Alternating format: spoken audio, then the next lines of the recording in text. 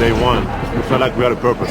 How confident are you that this is the year that you guys go to the NBA Finals? Super confident. This is a team that built itself to be able to compete with who other than a reigning defending NBA champions. Rudy Gobert. This man can arguably go down as the best defensive player to ever play the game. Edwards, get out the way. Welcome back to NBA Countdown, presented by DoorDash.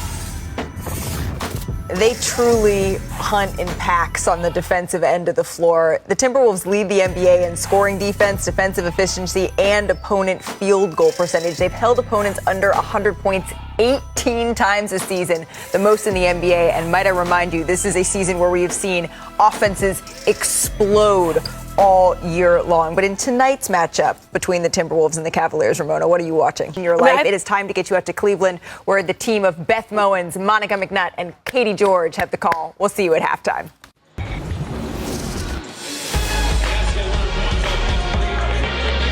Thank you, ladies, and welcome to Cleveland, home of the NBA's Cavaliers and soon to be host to the Women's Final Four in early April. It is International Women's Day with an NBA doubleheader coming your way. The Cavs hosting Minnesota, owners of the best road record in the association as they come to town. And we welcome you to NBA Courtside, presented by DoorDash. T-Wolves on top of the West, thanks to that dramatic win last night. The Ant-Man more like Superman for the T-Wolves. And in the East, the Cavs can move back into second place with a win tonight, coupled with a Milwaukee loss to the Lakers in that second game of our doubleheader tonight. And we welcome you courtside here in Cleveland. Beth Mowins, Monica McNutt, and Katie George with you. Well, the story for Minnesota, of course, they are going to move on now without Karl Anthony Towns, probably for the rest of the regular season due to his knee injury.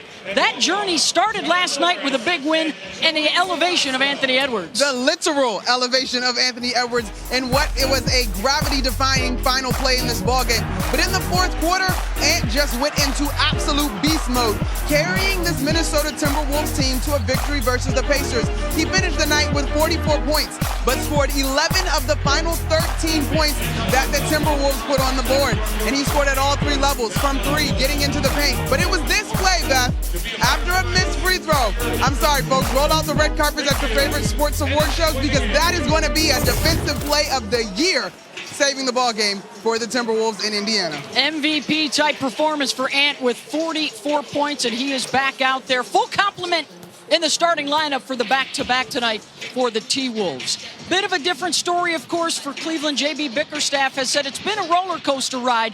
Down 3 starters. That'll be the case again tonight. A sub-500 record since the All-Star break, yet they're good enough to beat Boston on Tuesday and now trying for the best in the West tonight. Listen, this team believes that they have developed a tremendous amount of grit and consistency, and Darius Garland is going to be huge to what they're doing now with the absences of those 3 starters.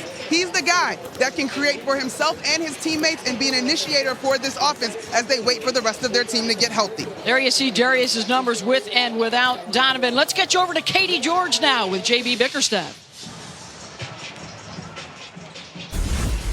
JB, you've already revamped your team style of play once this year due to injury. What do you do now that you're missing 3 key pieces? Try to stay close to that same system. It's difficult to keep changing up and have any success. So we're trying to do our best job. As long as we play selfless basketball, keep moving it, and then find the quality shots that we're looking for, we'll be all right.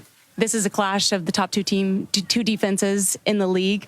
Could we see like a early 2000s NBA game scoring in the 80s? What are your expectations? I hope they score in the 80s, but I hope we score a little bit more than that. But I think so. We got 2 really good defensive teams, 2 centers who do a great job of protecting the paint, and then individual perimeter players who do a great job of guarding their man. So it's going to be a challenge, but it's going to be some fun. Donovan Mitchell played really well in Darius Garland's absence. It feels like Garland's trying to return the favor. What have you challenged him to do during this stretch? Just be the best version of himself. That's all we want for him, is to be aggressive. He's, again, a selfless player, so he knows when to take his shots. But he does a great job of creating for his teammates as well and understanding how important it is to get those guys going so that we can have team success. Thanks for the time. Best of luck. Thank you very much. Thanks, Katie. It's Friday night in the land. And when we come back, NBA and WNBA stars talk about the influential women in their lives.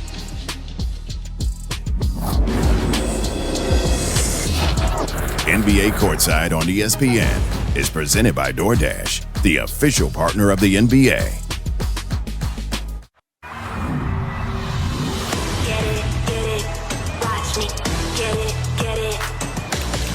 Minnesota and Cleveland. The postseason is in their future. But their focus is on the present. The Cavs are coming. The one thing about this group is we fight. No matter what, we're going to battle. As the playoff picture develops, every game counts. It just feels like this is their time, and this might be the tides turning. We're taking it piece by piece, storm by storm. The stars must rise. Best shot of the entire season. All eyes must be fixed on the moment. This is the best defense in the NBA.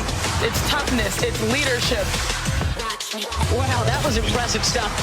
McBride for three. But the Cavs have earned the right to be talked about. Timberwolves Cavaliers is next.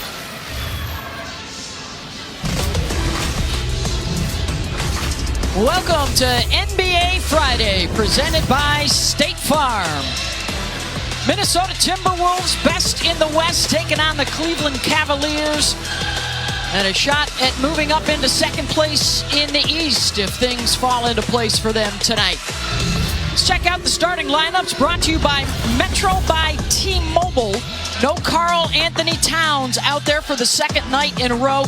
Conley, Edwards, McDaniels, Anderson, and Rudy Gobert. This is the top defense in the NBA. And on the other side for the Cleveland Cavaliers, the second best scoring defense in the NBA. Without three usual starters, they will go Garland, Okoro, Niang, Wade, and Allen. No Donovan Mitchell, Evan Mobley, or Max Strus available tonight. And in a bit of a twist, just announced pregame, Chris Finch, the fourth-year head coach for the T-Wolves, feeling a bit under the weather just before tip-off tonight. So assistant Micah Nori will be the acting head coach this evening. And a moment for Micah, who is an Ohio native returning back to Cleveland. J.B. Bickerstaff, fifth season, returned the Cavaliers to the playoffs a year ago after a 4-year absence. Both Bickerstaff and Finch would be on the short list for the Coach of the Year race in the NBA with what they've been able to do through the injuries. The wine and gold at home for the Cavs, road blues for the T-Wolves, and away we go. I know we're missing some folks, Beth, but I'm excited for this one. Two teams that hang their hat on the defensive end.